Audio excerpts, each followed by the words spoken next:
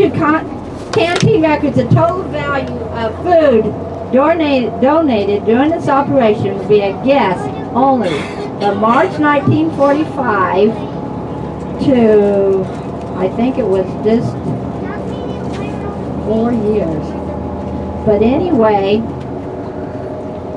they brought 40,000 homemade cookies, 30,000 hard-boiled eggs, 6,000, almost 700 loaves and birthday cakes. They gave the soldiers birthday cakes, even if they didn't have a birthday. If they thought they needed one, they gave them a birthday cake. 2,084 pounds of sandwiches and a dozen or more of articles in like proportions. And there were over 50 towns that come a long ways to help with the canteen.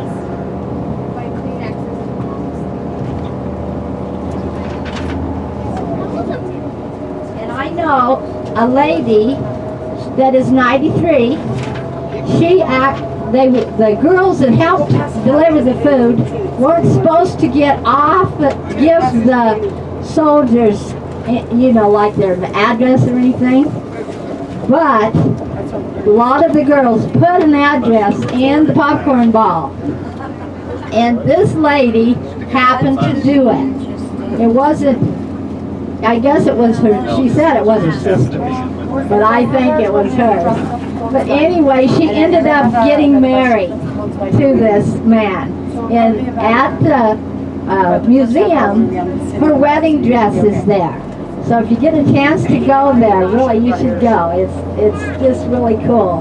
She's a wonderful lady. Last year, she came out and told her story on the TV, and they honored her. Looks like we're going to do 15 different stops.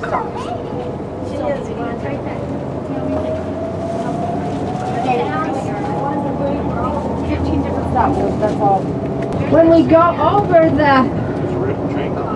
Back up. I can't turn around. Viaduct here, you'll see all kinds of trains on both sides. And you'll be able to see the Bailey Yard too up here. He shall probably should be talking. He's like got a lot of things to tell you. See how many mix? Alex, you see the train? Look how far She they just handed go. it to me. I just Look way down there, Carter. Look up, you're gonna see him a little better now. See? Don't stand though. Sit on your knees. There you go. It's a better view than when we drive over in our car. Have any of you went to Buffalo Bill's house yet? The ranch? Okay, well he has this big kind of tower thing that looks out over the city.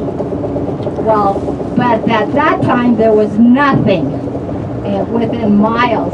So he could see the railroad track. He could see the trains coming. So he would put up a flag to tell the people that to come and see him because he was home. And they'd have big, big parties there. That's pretty cool. Hope you can make it out there. And the museum is another fabulous place.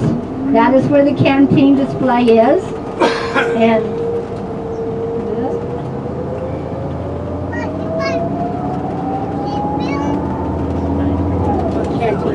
okay, right up here.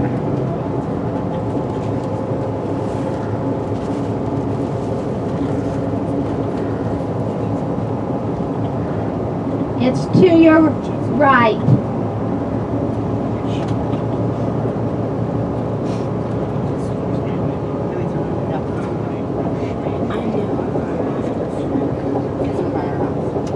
She's going to tell some historical information about it to the right.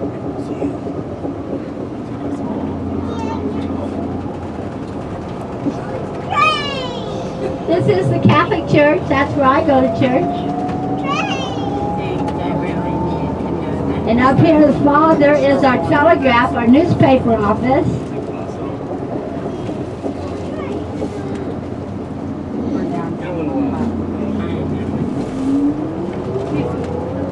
That's a good old thrift store, you ladies. The guys, too. It actually We have about 5 of them in town.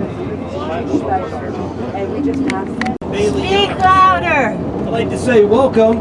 We appreciate you guys coming to our yard and spending a little bit of time of your afternoon with us. So I heard people here from a lot of different locations, correct? Anybody from Omaha? Okay, so I'm the only one from Omaha. So I'm from Omaha, I'm from Arizona, I'm from Texas, I'm from Kansas, I'm from Missouri. Where in and now I'm Arizona? from North Platte. Where in Arizona? What's that? What part of Arizona? Part of Arizona, Phoenix. The best part of Arizona. Yeah, right. Payson, Prescott, Phoenix. That'll be college, right? That's right. So you can see to your right here, you can see a stack train with some UPS on it. Does anybody have any idea where that might be from? Chicago.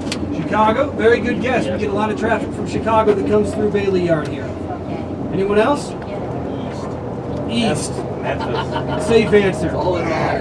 So what you're looking at on your right just came in from Kansas City. That's what we call the ZKC BRB. Does anybody know what that means? A Z train. Z train, that's correct. So what is a Z train? High priority. Pacific, high priority, exactly. Does anybody here work for the UP? No. All right. Retired? So the Union Pacific rates their category of train by priority. The Z train is going to be a high priority intermodal train, which is similar to a container that you might see on a shipping vessel coming into port, or in some cases on a truck that's going to a specific distribution center. So what you see here, this is one of our highest priority trains, which means that it runs the fastest, it has the most locomotives to power it, and the dispatchers will preference this train over any other train that we have running across our main line. This specific one originated in Kansas City, and it's traveling all the way up to Brooklyn, Oregon, which is up there right around the Portland area. Do you guys get like stuff to come through in San Francisco? For San Francisco? Yeah. Yes, we get a lot for Oakland. We have an intermodal facility in Oakland where we do a lot of offloading and onloading there. Yeah. So we have a facility there where they actually build trains coming this way, and then we also run trains that way as well. So essentially, Bailey Yard is the largest rail yard in the world, as you guys have all heard. And we're celebrating this year the 150th year of the Union Pacific being in North Platte. Of course, North Platte is a huge part of the Union Pacific Railroad, both from our legacy perspective, but even now from our current operations. Bailey Yard is really the heart that supports all of the manifest and unit operation that run across our entire system. So as we get into the yard, you guys are going to see a lot of different yards segmented based on what traffic is going eastbound and what traffic is going westbound. As you break that down even further, you're going to see 2 classification yards. The classification yards will take in manifest traffic from the western half of the United States. They bring it in, give it a full mechanical inspection, and then they'll roll the cars one by one down over what we call a hump system. And they'll roll the cars down a hump and classify them into different tracks. Once we get those cars classified, we'll then go in and pull out the tracks, we'll reassemble a train that's going to continue heading east, and then we'll depart that train going east to a specific destination. We have a very similar yard up on the north side that does the same thing for traffic going westbound. We'll take in trains that have agricultural products, chemical products, various industrial products from Chicago, Kansas City, St. Louis, in some cases from the south and North Little Rock or Fort Worth. Bring that into the yard, inspect the cars, we'll then break the cars down into different blocks using our hump system. We'll reassemble those trains, and then we'll launch trains going to specific destinations like Salt Lake City, Roseville, California, Portland, Oregon, West Colton, Los Angeles, California, Denver, a lot of the different destinations that we have in the western half of our network.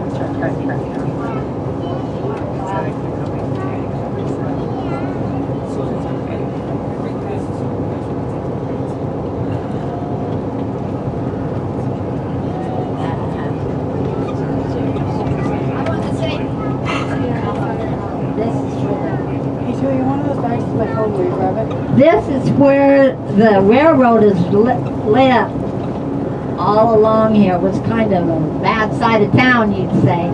But they lived here because they could get to work rapidly. And the cemetery up here just past the cemetery was where there's mountain time and central time both, so that the mountain timers were never late for work.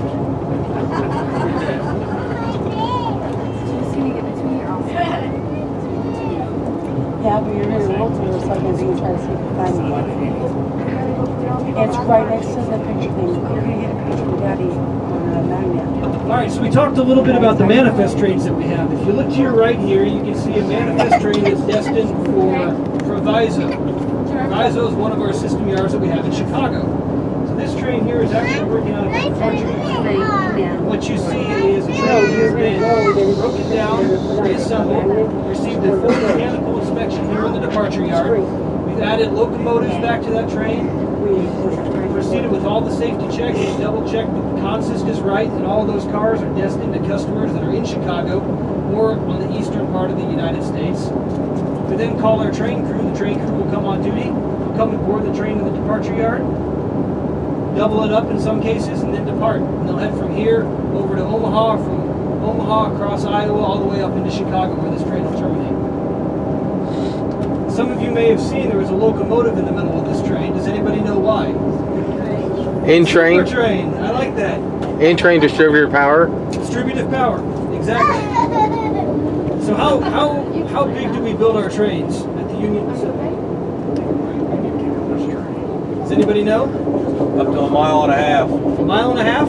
Or- That'd be what? Maybe 10,000 feet or 8,000 feet? 2 miles? So it's not uncommon for us to build a train that's 12 to 13,000 feet long.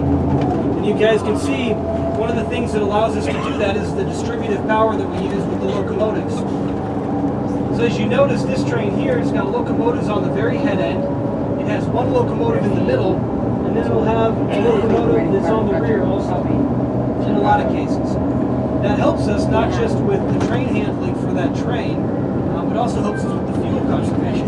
Because instead of having all of your tractive effort on the head end of the train pulling it, now you can have a few locomotives pulling while you have one towards the middle or towards the rear that's actually helping to push that train along. Yes.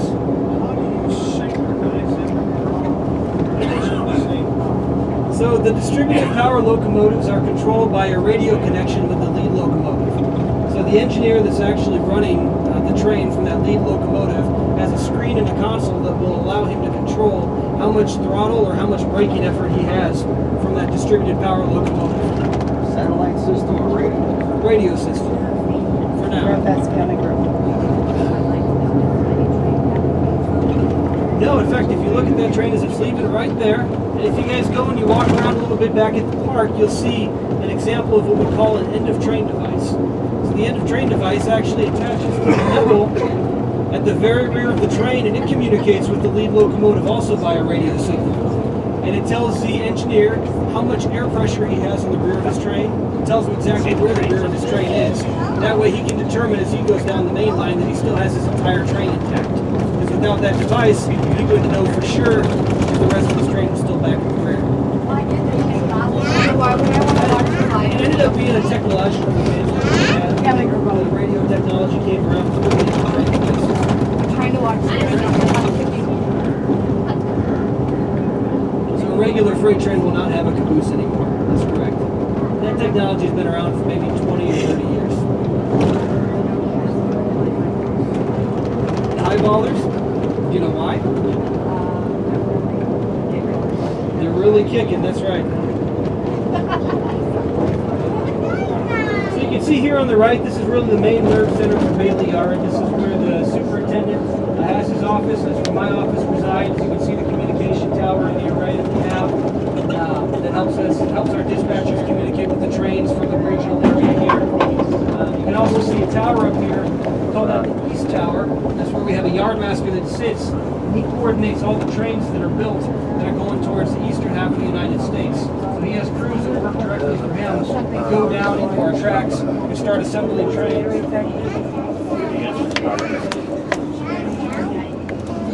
The yard is the abundance of locomotives. You'll see on your right as we kind of go around the shop that one of the things Bailey Yard has that's unique to Bailey and North Platte is the largest system shop shop that the Union Pacific has on its network. So when we talk about all the people that the Union Pacific employs in North Platte, we're not just talking about communication department, we're not talking about transportation. We have a very significant mechanical home base here just because of how centralized this location is to our network.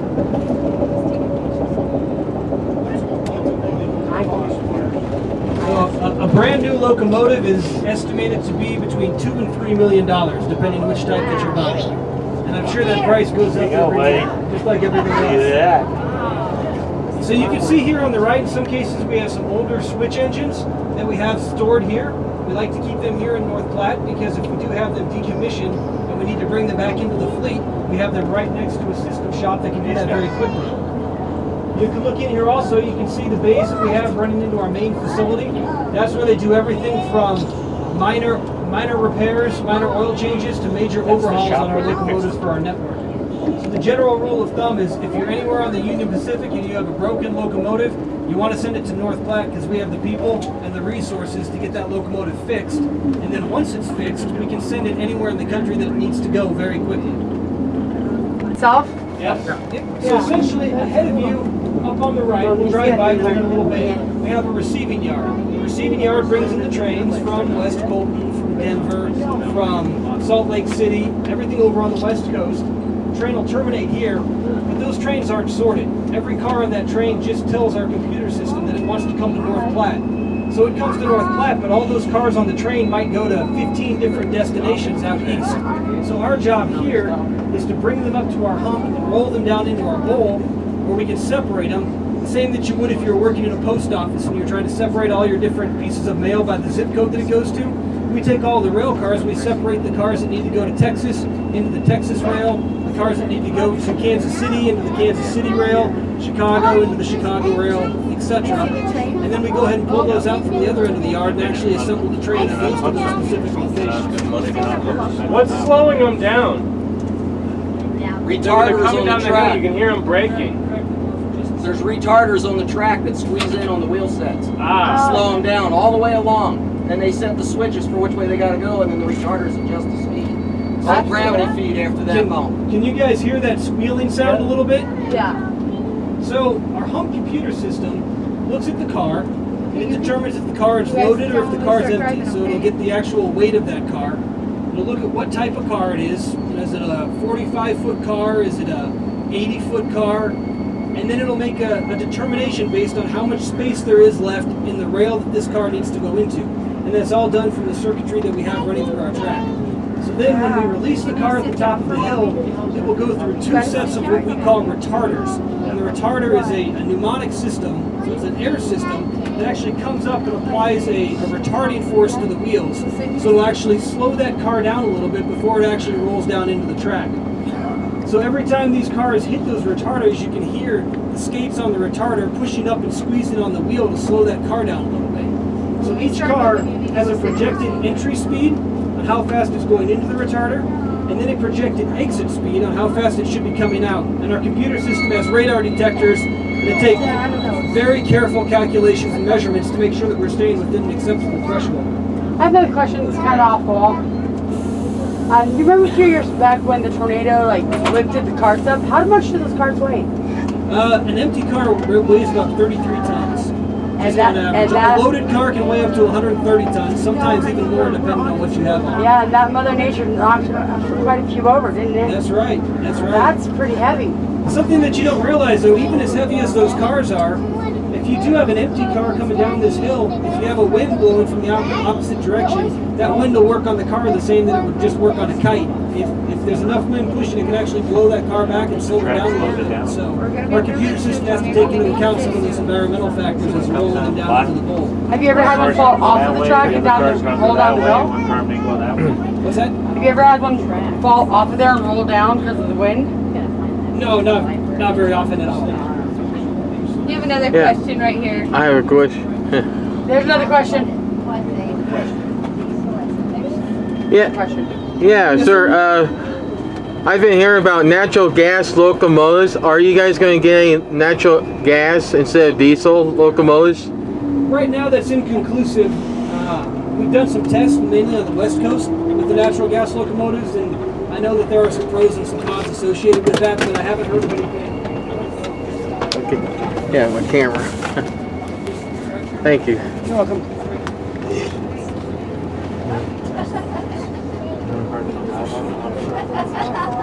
But no, at this point, we haven't had any large orders for natural gas. Oh, I see. Okay.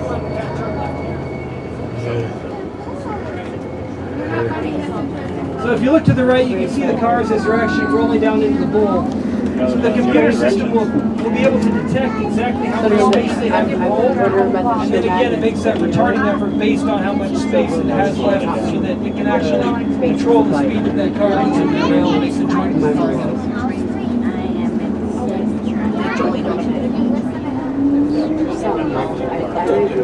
The question was asked what type of fuel do the locomotives run? Regular diesel fuel.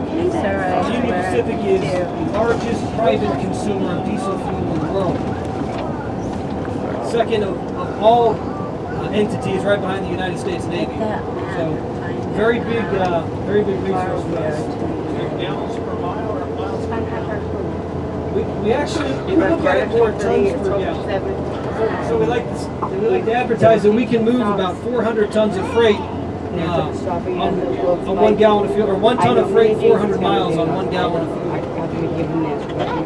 Of course, when you look at an average train, we talked about the length.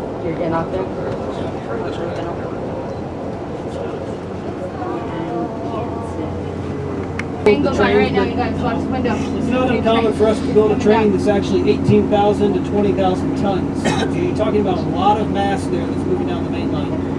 What feeds the cars up here? There's a locomotive. We'll see it as we get around and go the other way. But there is a switch engine on the other end that's actually pushing cars up and over the hill. There's a couple guys up there just releasing them. Yep. Right here? Running across here. Right on top of us. They're up on the ridge releasing them, and as they get so far, they got a cut line Is mark. that a pneumatic release? They pop them, they just pop. So there's a two-man crew that's up there. One of them sits inside and he controls the computer system. just sit The other down. one's outside. Oh, it's He yeah, controls the on this side. locomotive On this side. Look using over a here, remote buddy. control belt pack. Big boy. And he also makes that physical separation. He pulls the pin lifter and separates the Alex, cars. look over here. See it? They weigh about 250 pounds. Some heavier, some lighter. Oh, now you're up there. How come those ones are over there just sitting in the dirt? The ones over there, those are more storage locomotives that we have. We have a little house track over that way. So we like to keep them close to the shop, but kind of move them out of the way over there. Gotcha.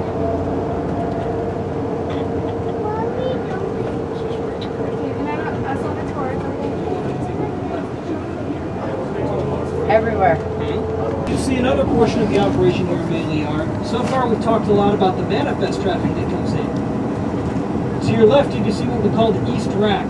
The East Rack has 8 different tracks, 6 of them have standing towers right there. And that also works kind of as a jiffy lube for locomotives. And what we like to handle at the East Rack is any type of unit train or any type of train that's handling one type of commodity. So if you have a grain train that's coming through, if you have a coal train that's coming down from Wyoming, if you have an intermodal train, kind of like the one that we saw coming in here, it's going eastbound, we move it over to the East Rack. And our goal here is to perform a 1,000-mile mechanical inspection on the train. We also take a look at all the locomotives on the train, make sure they're full of fuel, make sure they're full of water, make sure they're full of oil, so that when the train leaves, it's not going to have any chance or any risk of failing anywhere on the main line or failing en route to the destination.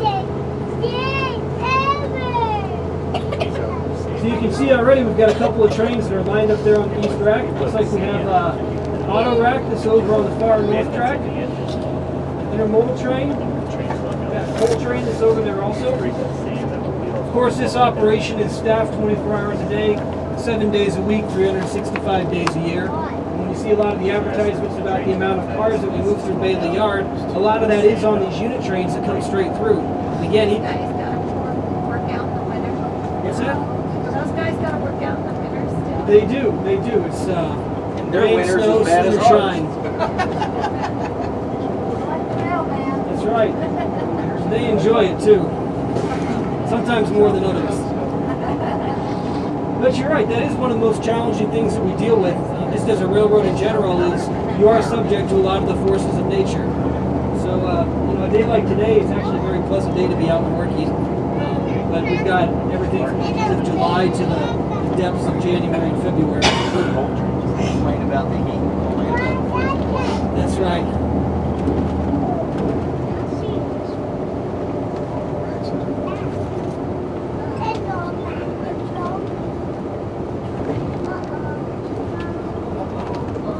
That thing is full of diesel fuel?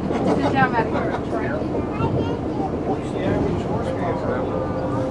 Average horsepower of a locomotive. That big brown thing is 4,400. 6,000? 4,000, that's right. So you have anywhere 3,800 to 4,400, give or take, for the big locomotives moving across the main line. Maddie, please Smaller sit. locomotives that you see used in the yard, kind of like the little engine that could, you're looking maybe 1,500 to 2,000 horsepower. But they're not getting up to the main track speeds. They're not hauling a huge amount of freight or a large bulk commodity.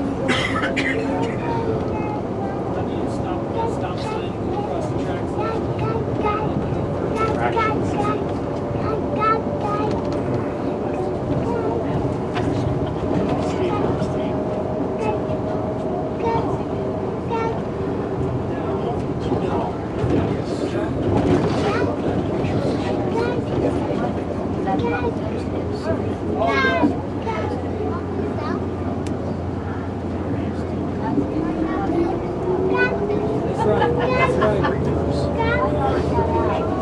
So as we go up and over what we call the sheep jump, you can see we have 8 tracks here. All of those tracks feed back into our main line. Our yard is essentially split down the middle, north and south, by the main lines that feed into North Platte. We have multiple main lines coming in from the east, multiple main lines coming in from the west. But if you notice, the diesel shop that we have is on the south side. So if we have the same type of yard on the north side, we have to have an avenue to move our locomotives over to our operations on the north side of the rail without impacting all of these trains that are trying to get across the main line. So our solution for that is what we call the sheep jump. So essentially the only thing that you're going to see on this track to our left is going to be locomotives moving up and down, back and forth from the north side of our yard, back over here to our diesel shop to get repaired. And we also have some limited locomotive facilities on the west side that handle what they can. But anytime we have a major fix, it has to come over the hill and go to our big diesel shop. And anytime that we have power going to a manifest train on the west side, it has to come up, go to the north side of the rail, and actually go to the departure yard on the west. You guys see that we had a question before, what was pushing those cars up the hill? You can see the locomotive consists of the 3 switch engines down there on our left. UPY H21 has got flashing strobe lights on the top of them. Does anybody know what that indicates? Unmanned Remote control. Remote control. So there is nobody in that cab. That engine is operating in a very specific area of the yard that's governed by a specific set of rules. And the employee that's controlling that locomotive is actually standing right up there on the hump, pulling the pins on those cars. So he has a direct control on his chest, whether he's going faster, if he's going slower, or if he needs to bring that train to a stop.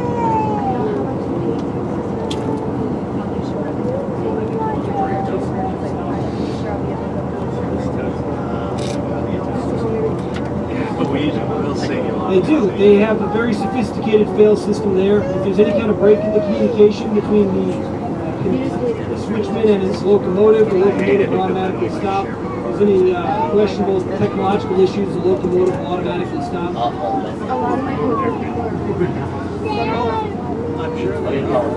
So here you've got one of the unique perspectives. We'll stop here for just a minute.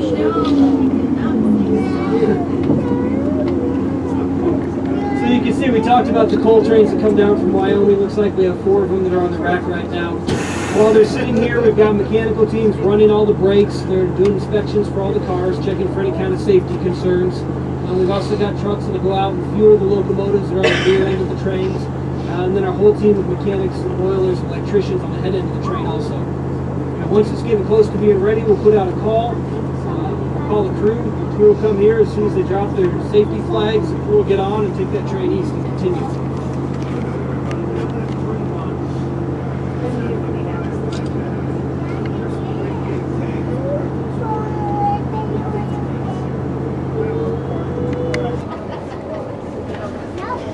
got an air sock. Yeah. Well, we like, yeah, we'll go back. You see a lot of the wind socks up. What would those be for?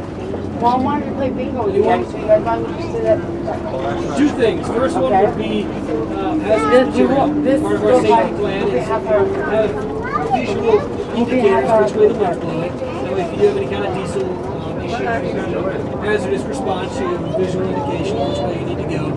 The second one would be, I mentioned that it does actually impact our operations to some degree. So for the humps, they need to have a wind sock so that the yardmaster and the hump foreman can tell visually which direction that the wind's coming from. And our signal maintainers can adjust accordingly, but you can tell based on that direction how successful you'll be that day with your hump system. Locomotives? Sweethearts, Smarties. Yeah, depending on the distance they go. I mean, you can make it from here all the way out to the west coast, in some cases about halfway back or so. Daddy, go sit on the It side. depends on how heavy the train is, probably how many locomotives you have, probably the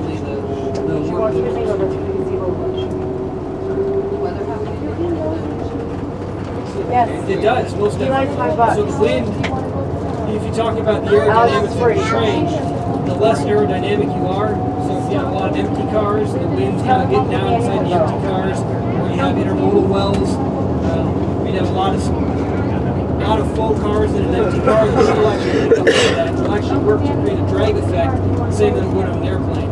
So it might not seem like a big deal, but if you're going uphill and you're going into Wyoming where they have a lot of wind that's blowing right at you, your train's not going to move quite as fast, or it's going to take more effort for the locomotives to be able to pull it up there.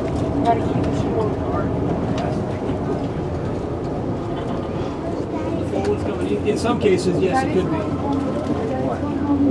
You got to keep in mind too, coming east, you're going downhill. If you actually look at the grade chart going from here to Cheyenne, or if you've driven between here and Denver, here in Cheyenne, you can feel yourself for a good couple hours just going straight up.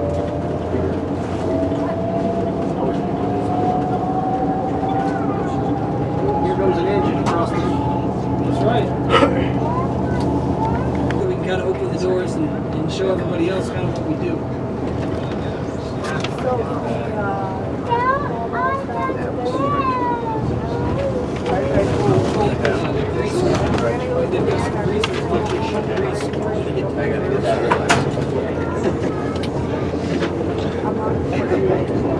You guys are sharp. We ought to offer you a job. UP offered me a job. She declined. Do you have the driver swerve side to side now? What's that? Have the driver swerve side to side? Yeah. So you've got, like you said, a refrigeration car there. If you do go look at some of the displays in Cody Park, you'll see we do have some representatives of the Union Pacific Fruit Express. North Platte is one of the areas where they have their heaviest impact. They're responsible for looking at any of those refrigerated boxcars that come through here, verifying not so much the mechanical equipment of the car itself, but they look for that refrigeration equipment. They do a lot of servicing and maintenance on the actual refrigeration portion of these boxcars. Drinks. In poultry, you can also have frozen vegetables. In some cases, we have a lot of cheese that we haul as well. So there's really a diverse commodity mix that comes through here, and it's not all necessarily bulk industrial materials. A lot of it's stuff that you guys see in the store every single day. I don't know if I like it or not. Go to bed worse. Somebody like slammed on the brakes. We told them to sway side to side. Hill the box. It's 50 cents a car. I'll buy you a car. Whereas paying without me, I can't. Yep, there's a car sitting off to the side here. Occasionally, if you ever see a rail car that's stenciled with the labeling "Do Not Hump," have you guys ever seen that going across at a crossing? The reason it says that is because it doesn't want you to roll that car up over one of these hump systems. It doesn't want to use a gravity classification system. Yeah, it's very fragile. It may be a fragile commodity, it may be a fragile type of car, it may be a unique car body that's not geared towards actually moving through the retarders system into the rails. We have to set those cars out. Or if we have some type of mechanical issue with the car, sometimes it'll also be labeled "Do Not Hump" as well. So in this case, we have a regular box car. There's some type of safety or mechanical issue we've identified, so we send it over there so we can repair it right there.